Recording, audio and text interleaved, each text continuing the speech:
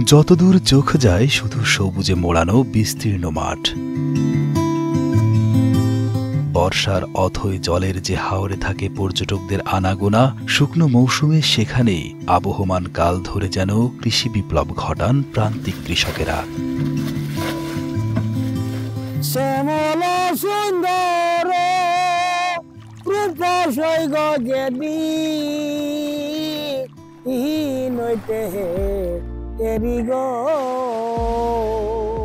আমার পাগল মনে নালো কিশোরগঞ্জের সব হাওর অঞ্চলে টানা ৬ মাস পরিবার পরিজন ফেলে দিনরাত কৃষিকাজে মেতে থাকেন তারা। পাগল মনে নালো গরবারি। তৃণমূল এসব কৃষকদের স্থানীয়ভাবে ডাকা হয় জিরাতি বলে। জিরাতি কোনো সম্প্রদায় নয় বা জিরাতি কোনো জাত নয়, তারা কৃষিজীবীদেরই একটি অংশ। যে জমির সাথে জিরাতের যে একটা জমির সাথে জিরাতের যে শব্দ, সেই শব্দটার অনুপাতে যেহেতু তারা ওইখানে এসে তারা জমি চাষ করত, তখন ওই জিরাতের সাথে প্রত্যয় যুগে জিরাতি শব্দটির উৎপত্তি। বিস্তীর্ণ হাওরে নেই কোনো হাট বাজার, নেই কোলাহল, চারিদিকে যেন থমথমে নির্জনতা, নিঃসঙ্গতা।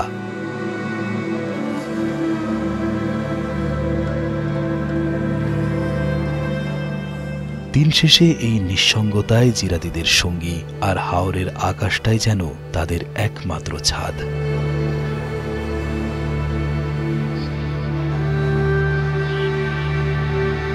জীবনটা এমন, আমরা জীবনটা হইলো আপনার মরুভূমির মতো। এই মরুভূমিতে বাস করি, কাতি মাসে আসি, আপনার জ্যৈষ্ঠ মাসে যাই, আইসে আপনার জ্বালা পালাই। যখন সুন্দর দিকে ফসল হয়, ধান টান হয়, বৈশাখ মাসে যখন আমরা ধান সুন্দর দিকে লইতে পারি, তখন আমরা মনে আনন্দ আসে। কৃষি মানুষ, কৃষি বাই তাহি গৃহস্থী করি। এই আপনার আগুন মাস হয় না, এই জ্বালা ফালাই, এই জ্বালা ভাঙ্গে পুষ মাসও লাগাই আমরা আবাদ দিই বা এভাবে সুন্দর হয়।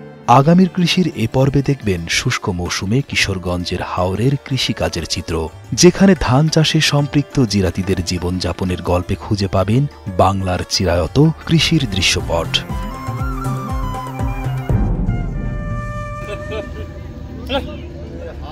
কার্তিকের শুরুতে হাওরের পানি শুকিয়ে যাওয়ার পরই নিকলি সহ কিশোরগঞ্জের হাওর অঞ্চলগুলোতে আগমন ঘটে জিরাতিদের।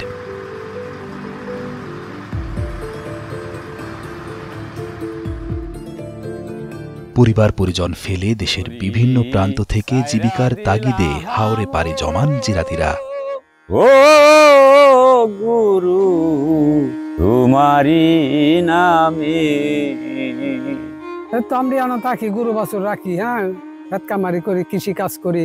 করার পরে দেখেন একটা নিজের লেগে একটা ঘর বান্ধি, আবার গরুর লেগে আলাদাভাবে একটা ঘর বান্ধি। তখন কোনো সময় চুরে চুপটার বয় আসে পরে, তখন এই ঘরের মাঝে একটা মাছাং বান্ধি, উপরে মাছাং বান্ধিয়া এই মাছাঙ্গের উপর আমরা থাকি, নিচে গুরু থাকে, ভাই ভাড়ার দলে আই আমরা এক খাতার তলে জীবনযাপন কাটাইলে পরে মনে করেন বৈশাখ মাসে যদি ঝড় বৃষ্টি আসে, তখন তো আমাদের একটু ভুল আকাশে নিচে সবাই বুঝেন কেমন অবস্থা লাগে, ঘর দর উড়ায় নিত গেছা। তখন আল্লাহ বিল্লাহ করি, আল্লাহরে ডাকি, আল্লাহ আমরা বাঁচাও। সূর্য উঠার সাথে সাথে লাগি আরেকবার 2টা 3টার দিক দিয়ে কাজ শেষ করি, বুঝছেন। অন্ত শেষ করে এখন ধানের দর কম, বুঝছেন, করার কিছু নাই, বীজ কিনতে গেলে দর লাগে, আর যাবেলা বেচতে যায় না বলে সস্তা, বুঝছেন। আর কিছু করার নাই, জীবনে তো এইগুণ করে লেখাপড়া করছি না, এটাই করতে হয়। আমরা মূল্যায়ন আর কি থাকবো, আমরা সূর্য যুগে আগে নামি, আর একবার মনে করেন যে এই যে বেচতে গেলে ধান ফস্তা, আর কিনতে গেলে দর, বুঝছেন। মাথার গাম পায়ে পালায় কাজ করি, এই যে সকালে লাগি, দিনের রাত করি, রাতের দিন করি, কি করবো ভাই। ফ্যামিলি তো বহুলান তো পালতে হইব, কেন এটা আমরা না পারলে তো চলতো না, কেন বেশাদি করেছি, বহুলান পালতে হইব। জনমানবহীন চৌচির প্রান্তরে ছোট ছোট কুড়ে ঘর বানিয়ে সেখানেই শুরু করেন বসবাস। পরিবার পরিজন ছাড়া জীবনটা তো একটু কষ্টই লাগে। মা কৃষি কাজ করা, আইলে বাসায় একটু সবাই পাইলে তো একটু মনের মাঝে আনন্দ থাকতো, এটা তো কেউ পাওয়া যায় না, মনটা একটু দ্বিধা থাকে। এই তো পরে কি করুম, ভাই বন্ধু ডাইকে আইনা সে আলাপ টালাপ করি, গপ গুজারি কইরা দিন কাটাই। এই তারপরে যার দিন কাজে ব্যস্ত থাকি, দুশ্চিন্তা এই চিন্তা এই চিন্তা, মা বাপের চিন্তায়, জীবিতের চিন্তায়, বউর চিন্তায়, সবারই। এইটা তো আমরা জন্মের পরে দেখতেছি, আমার বাবা করতেছে, আমার দাদা করছে, আমার বাবা করছে, এখন আমরা করতেছি। তবে আমরা এটা ছাড়তে পারি না, এটা আমার বাপ দাদার সম্পত্তি, আমরা করতেই। চোরের হাত থেকে রেহাই পেতে গাদাগাদি করে গালাই ঘরে কাটান রাত। দিনভর পরিশ্রমের পর কাঠ বা বাঁশের তৈরি এসব মাচাতেই ঘুমাতে হয় তাদের। আর নিচেই থাকে চাষাবাদে ব্যবহৃত গবাদি পশু। খাওয়া পরা ঘুম সবকিছুই এক ঘরেই করতে হয় জিরাতিদের। শুষ্ক মৌসুমে তৈরি করা এসব ঘর বন্যার আগেই ভেঙে ফেলা হয়।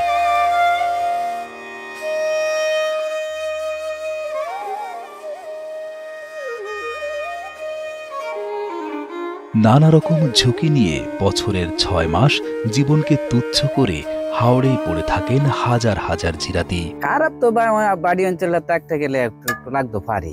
হাওড়ের ব্যবসা তো গাছ গাছরা নাই, নিরাবাদী। হাওড়ের ময়দানে তাহন লাগে রান্না বান্না, তো এই যে হাওড় আইলে যেমন করণ লাগে। আর হাওড় আই যেমন রান্না বাড়া করণ লাগে, কারণ খাওয়ান লাগে তো, খাদ্য তো বাইর করণ লাগে, তারপরে তো রান্না বাড়া করণই লাগে। এনো তো আপনার এই তো বত্তা, আর এই যে বাড়ির থেকে মাছ আনছি, এই মাছ রান্না বাড়া করে বাড়ির থেকে আইনে খাওয়ান লাগে। বাড়ির তো 2-3টা জাত তাই, এনো তো একটা জাত দেওয়ার পরে তো আলহামদুলিল্লাহ পেটে কোলাই না। হাওড়ের খাওয়া তো খুব স্বাদ, যাবাই না দুই নেবে খুব স্বাদ ইনশাল্লাহ। বাড়ির তো এই যে 3টা-4টা পর দেওয়ার পরে পেট কাটলেই তাই কোনাই তাই, পেট তো আর ঠিক মতন ভর্তারি না খায়া। আর এই যে হাওড়ের মধ্যে ভর্তাই লইন, মাছের তরকারি লইন, ইনশাল্লাহ আলহামদুলিল্লাহ খাওয়া সুন্দর খাওয়া হয়ে যায়। খারাপ লাগে এই সময় বৈশাখ মাসে তুফান আই, তখন তো আমরা মনে মাসে হুল আকাশের নিচে, সবাই জানে যে হুল আকাশের নিচে তো খালি ঝড় তুফান বাতাস, এই গর্দর চিরা বিরা নিতে গেছা। তখন আল্লাহরে রাখি, আল্লাহ তুমি বাঁচাও বাঁচাও। তখন দৌড়াদৌড়ি করি। ফসল খারাপ হলে তো আমাদের উপায় নাই, দেখেন হাজার হাজার মন ধানের আশা করে আমরা এখানে জীবনযাপন করি। যদি ফসল দিলে আল্লাহ যদি কোনো ব্যতিক্রম পরে, শিলাবৃষ্টি পানি এলে জায়গা, তত আমরা উপায় নেই, আমরা কি করে বাঁচি। সকাল থেকে সন্ধ্যা গরু চড়িয়ে ঘাস কেটে জমিতে চাষাবাদ করে দিন পার করেন জিরাতিরা। আর অবসরে একসাথে বসে গানের আড্ডায় মেতে যান সবাই। সুন্দর পৃথিবী একদিন ছেড়ে যেতে হবে রে মন।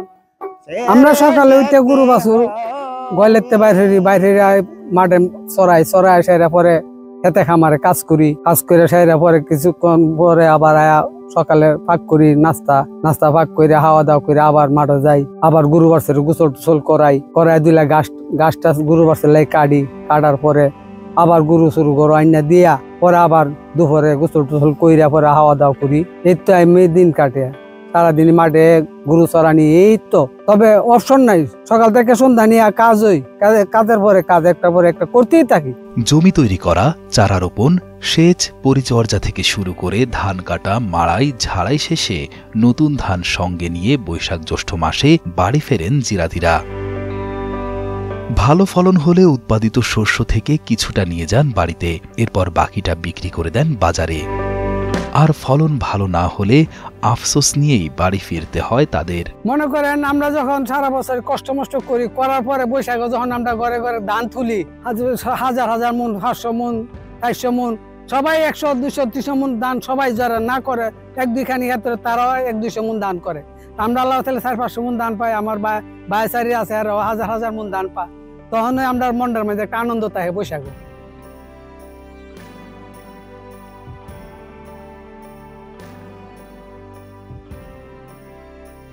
বৈশাখে আনন্দ করে পরে বাড়িতে যাই। বাড়িতে গেলে তো সবাই মনে করেন গরু বাছুর সবকিছু বাড়ি ঘর ভর্তি থাকে ধানে দুনে, তখন সবাই মিল্লা আমরা একটা আনন্দ উৎসব করি, বুঝছেন। এই অবস্থায় আমরা দিন কাটে। এই মনে করেন কোন সময় ঘাস কাটি, গরুরে গোসল করাই, ক্ষেত বাছি, এই হচ্ছে গিয়ে আমাদের কাজ আর কি। সারাদিন এইভাবে আমাদের চলে যায়।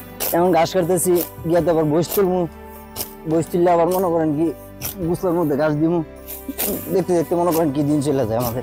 জিরাতিরা জানান, দুর্গম হাওড়ে গভীর নলকূপ ও স্যানিটেশন ব্যবস্থা না থাকায় ব্যাপক সমস্যায় ভুগতে হয় তাদের। একটু এই যে পানি টানি আবর্জনা যদিও খাই না পাইরা কি করুম, একটু লেফটিন একটা কল, এইটা যদি একটা ফাইসালা হইতো আমরা সহজিতা, তাহলে আমরা একটু সুখে জীবনযাপন একটা দিয়ে ফান করে আমি নিতাম আর কি। তখন এই যে পানি দিয়ে মনে করেন বন্ধ কাজ করি, এই পানি দিয়ে আমরা খাই বই, আবার এই পানি দিয়ে গোসল। গবাদি পশু যেখানে গোসল করান সেখানেই গোসল করতে হয় তাদের, এমনকি খাওয়ার জন্য ব্যবহার করতে হয় সেই পানি। প্রায় সময় এসব পানি পান করার ফলে বিভিন্ন ধরনের অসুখ বিসুখে ভোগেন তারা। তো কোনো গাদা জায়গা কোনো রকম পানি শুকনা মাঝে আধা মাদা একটু বিটটা জায়গাতে হয়, তখন চিরামুড়িও খাই 2 দিন 3 দিন রান্না ফাঁক শাক করন জানা। তাহলে পানি তো এই সময় একটু গাঙ্গ একটু তাহে বেশি হয় তারি। কিছু রান্ধি বান্ধি লাঠি বাঠি বাচ্চা আনি বাসকার জিংলা জাংলা রান্ধি হাই, এরপরে হইলো গ্যাস টেস আনি। এরপরে এই কোনো রকম আমরা এই দাঁড় কাড়ি লাইল কাড়ি এখন কৃষি কাজ করি, কৃষির মতো নয় আমরা কি করবো মার এসার কোনো কর্ম নাই, শিক্ষা নাই দীক্ষা নাই, বানাইছি বাপ দাদা নাঙ্গল ফাঁস। ওইগুলো তো এখানে তো আমাদের পরিবারে কোনো মহিলা নেই, তাদের যেগুলা কাজ আমাদেরই করতে হয়। তারপর এই যে মামা ভাই তাদের পাক শাক তো আমাদের মিলামিশা করতে হয়, কারণ তো আমাদের কোনো মহিলা নেই। এই পাক শাক করে তারপরে খাবার দাবার খায় কাজ করতে হয়। এই কাজ আগে করি নাই, কিন্তু এখন করতে হয়, কারণ এখানে তো আমাদের কোনো মহিলা নেই। মহিলার যেই কাজগুলা এটি আমাদেরই করতে হয়। ভালোই লাগে, তো এখানে একটা আনন্দই, কারণ মহিলার কাজগুলো আমরা বুঝি তাদের কেমন কষ্ট হয় বাড়ি, আমরা একটু করি করে দিই, মানে মোটামুটি কষ্ট হয়, কারণ আমরা তো ওইগুলো করতেছি জানি মহিলাদের কি কষ্ট হয়। এটা এখানে করতে হয়, কারণ এখানে আমাদের কাজের পাশাপাশি তো খাবার দাবার খাইতে হবে, তাহলে আমরা একটা আনন্দ। এই যে সবাই মিলে একটা পাক শাক করি, সবাই মূলা টুলা কবি মানে যেইগুলা সবজি যেমনই হোক আমরা পাক শাক করি, এটা একটা মানে একটু আনন্দ হয় আর কি। এটা আমাদের একটা আনন্দময় একটা পিকনিক।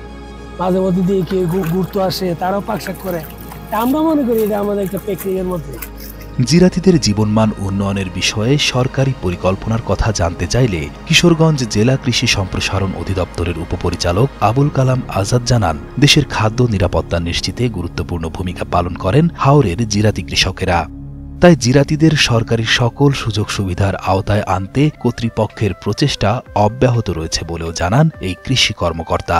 কিশোরগঞ্জ জেলার 2 মৌসুমে প্রায় 12 লক্ষ মেট্রিক টন চাল উৎপাদিত হয়, তার মধ্যে বড় মৌসুমে উৎপাদিত 8 লক্ষ মেট্রিক টন চাল। আর আমাদের কিশোরগঞ্জ জেলার চাহিদা হলো বছরে 5 লক্ষ মেট্রিক টন, আর তার মানে 7 লক্ষ মেট্রিক টন চাল সারা দেশে সরবরাহ হয়ে থাকে। আর এই যে বড় মৌসুমে 8 লক্ষ মেট্রিক টন চাল উৎপাদিত, তার 80% উৎপাদিত হয় হলো হাওরে। আর এই খাদ্য নিরাপত্তায় খাদ্য উৎপাদনে গুরুত্বপূর্ণ ভূমিকা রাখে হলো জিরাতিরা। যারা খাদ্য উৎপাদনে এত বড় ভূমিকা রাখে, যারা খাদ্য নিরাপত্তায় ভূমিকা রাখে এবং সারা দেশে খাদ্য সরবরাহে যারা ভূমিকা রাখে, সেই জিরাতিরা কিন্তু অবহেলিত। তাদের স্বাস্থ্য, স্যানিটেশন, সুপেয় পানি এবং বসবাস করার জায়গা কোনোটাই কিন্তু আপ টু দ্য মার্ক না বা মানবতর। তাদের জন্য আমরা প্রতিনিয়ত বিভিন্ন ফোরামে কথা বলে যাচ্ছি। আমাদের দিক থেকে যদি কোনো সহায়তা থাকে সেটা আমরা করার চেষ্টা করতেছি। যুগের পর যুগ এভাবেই চলছে জিরাতিদের জীবনচক্র। হাওরের বিস্তীর্ণ প্রান্তরে নিজেদের জীবন বাজি রেখে দেশের খাদ্য নিরাপত্তা নিশ্চিত করা এই খাদ্য সৈনিকদের খবর নেয় না কেউই। নির্জন হাওরের মতোই নিঃশব্দে নিভৃতে কেটে যায় জিরাতিদের জীবন। আমরা তো কামলা মানুষ, তো কাম করে খাইতে হয় ভাই।